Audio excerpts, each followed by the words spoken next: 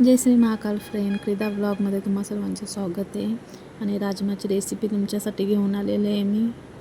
तुम्ही बघू शकता बाकीचे साहित्य घेतलेले आहेत. आणि प्रथम आपण कुकरमध्ये जिरा ॲड करू. गरम ऑइलमध्ये जिरा ॲड करायचं आहे आणि कस्तुरी मेथी ॲड करायची आहे. त्याने छान परतून घ्यायची आहे. कढीपत्ता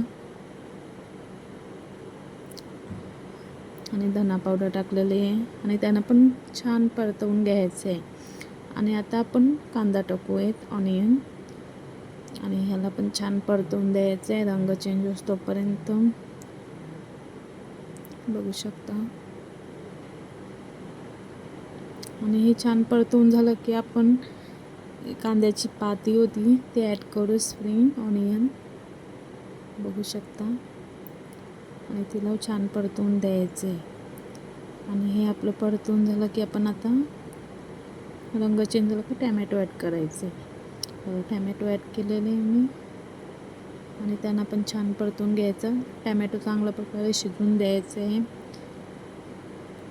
आणि आता आपण आपले मसाले टाकूयात. हे आहे हळद, गरम मसाला, लाल मसाला आणि फिका मसाला घेतलेले आहे. ते पण छान प्रकारे शिजवून द्यायचे आहे. आपल्याला मिक्स करायचं आहे. आता आपण राजमा टाकू आहे. आणि राजमाना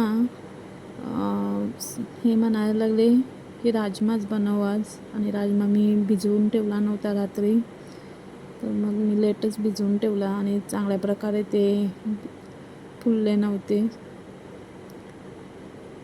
तर बघू शकता राजमा पण आपण मिक्स केलेले आहे. आता वरून मी मीठ टाकते चवीनुसार. आणि आता मी सुकं खोबरं ॲड करते त्याच्यात.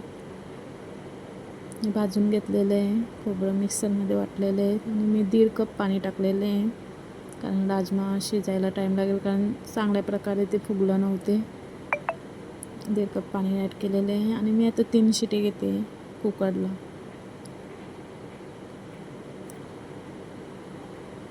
कुकरला 3 शिटी घेतलेली आहे. आणि बघू शकता तुम्ही राजमा शिजलेले आहे. आणि मी आता वरून कोथिंबीर ॲड केलेली आहे. आणि ही आपली राजम्याची रेसिपी रेडी आहे.